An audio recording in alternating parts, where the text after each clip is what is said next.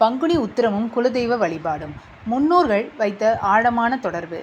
தமிழர் பாரம்பரியத்தில் குலதெய்வ வழிபாடு என்பது மிக முக்கியமான ஆன்மீக மரபாகும். நாம் எந்த குடும்பத்தில் பிறந்திருந்தாலும் அந்த குடும்பத்தையும் அந்த குலதெய்வத்தையும் தலைமுறைகளாக காத்து அருள் பாலிக்கும் தெய்வம்தான் குலதெய்வம். எந்த கோவிலுக்கு சென்றாலும், எந்த விரதத்தை மேற்கொண்டாலும், எந்த பெரிய தெய்வத்தை வணங்கினாலும் முதலில் நாம் வணங்க வேண்டியது நம் குலதெய்வமே என்று நம் முன்னோர்கள் வலியுறுத்தி கூறியுள்ளனர். ஏனெனில் குலதெய்வம் என்பது நம் குலத்தின் காவலர், நம் முன்னோர்களின் அருள் வடிவம், நம் குடும்பத்திற்கு வழிகாட்டும் தெய்வம். அதனால்தான் குலதெய்வத்தை மறந்தால் வாழ்வில் முழு அருள் கிடைக்காது என்று நம் பெரியவர்கள் கூறுவார்கள். குலதெய்வ வழிபாட்டின் மரபு. தமிழகத்தில் பல கிராமங்களில் இன்று கூட தலைமுறைகளாக குலதெய்வ வழிபாடு மிகவும் சிறப்பாக நடைபெற்று வருகிறது. ஒரே குலத்தை சேர்ந்தவர்கள் அனைவரும் ஒன்றாக சேர்ந்து கோயில் அபிஷேகம் செய்வார்கள், பூஜை நடத்துவார்கள், படையல் வைப்பார்கள், குடும்பங்களாக ஒன்றிணைந்து வழிபடுவார்கள். இதன் மூலம் உறவுகளும் உறுதியடையும், குடும்ப ஒற்றுமையும் வளரும். சொந்த ஊரில் வசிப்பவர்களுக்கு குலதெய்வத்தை அடிக்கடி வணங்கும் வாய்ப்பு கிடைக்கும். ஆனால் வேலை, கல்வி போன்ற காரணங்களால் வெளியூர்களில் வசிப்பவர்களுக்கு இது சாத்தியமாகாமல் போகலாம். அதனால் ஆண்டுக்கு குறைந்தபட்சம் ஒரு முறையாவது அனைவரும் குலதெய்வத்தை வணங்க வேண்டும் என்ற நோக்கத்தில் நம் முன்னோர்கள் ஒரு சிறப்பான நாளை தேர்ந்தெடுத்தனர். அதுதான் பங்குனி உத்திரம். பங்குனி உத்திரத்தின் மகத்துவம். தமிழ் மாதங்களில் கடைசி மாதமான பங்குனி மாதத்தில் கடைசி நட்சத்திரமான உத்திரம் பௌர்ணமியுடன் சேரும் நாள் மிக புண்ணியமான நாளாக கருதப்படுகிறது. அதே நாளில் பங்குனி உத்திரம். இந்த நாளில் பல தெய்வங்களின் தெய்வீக திருமணங்கள் நடைபெற்றதாக புராணங்கள் கூறுகின்றன. அவற்றில் முக்கியமான ஒன்று முருகப்பெருமான் மற்றும் இந்திரன் மகளான தேவசேனை ஆகியோரின் திருமணம். இந்த தெய்வீக திருமணம் காரணமாக பங்குனி உத்திரம் முருகனுக்கு மிகவும் சிறப்பான நாளாக கருதப்படுகிறது. ஆனால் இது முருகப்பெருமானுக்கு மட்டும் சிறப்பான நாள் அல்ல.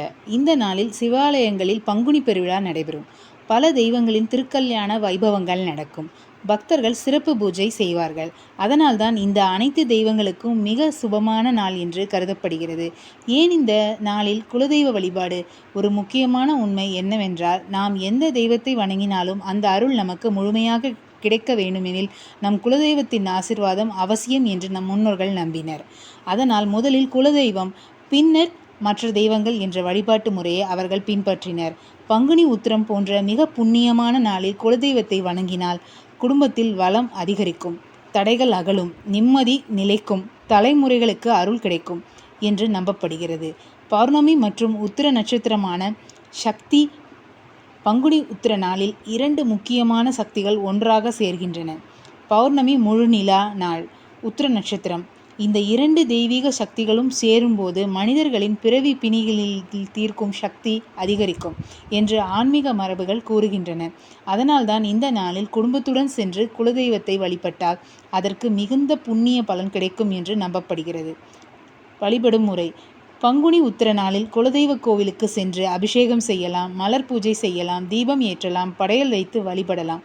இதன் மூலம் குலதெய்வத்தின் அருளுடன் முன்னோர்களின் ஆசீர்வாதமும் கிடைக்கும். வெளியூரில் இருப்பவர்கள் சிலர் அந்த நாளில் குலதெய்வ கோயிலுக்கு செல்ல முடியாமல் போகலாம். அப்படி இருந்தால் முதலில் சூரிய பகவான் அவர்களை வணங்க வேண்டும். பின்னர் உங்கள் குலதெய்வம் இருக்கும் திசையை நோக்கி கைகளை கூப்பி வணங்க வேண்டும். வீட்டின் பூஜை அறையில் குலதெய்வத்தை நினைத்து தீபம் ஏற்றி படையல் வைத்து வழிபடலாம். இதுவும் குலதெய்வ வழிபாட்டிற்கு சமமான பலனை தரும் என்று நம்பப்படுகிறது. குலதெய்வ கோவிலில் நடைபெறும் சுப காரியங்கள்.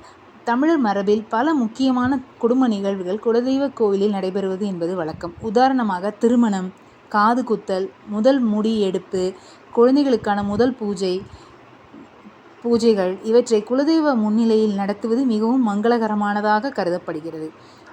இது அடுத்த தலைமுறையினருக்கும் குலதெய்வ வழிபாட்டை அறிமுகப்படுத்தும் ஒரு நல்ல வாய்ப்பாகும்.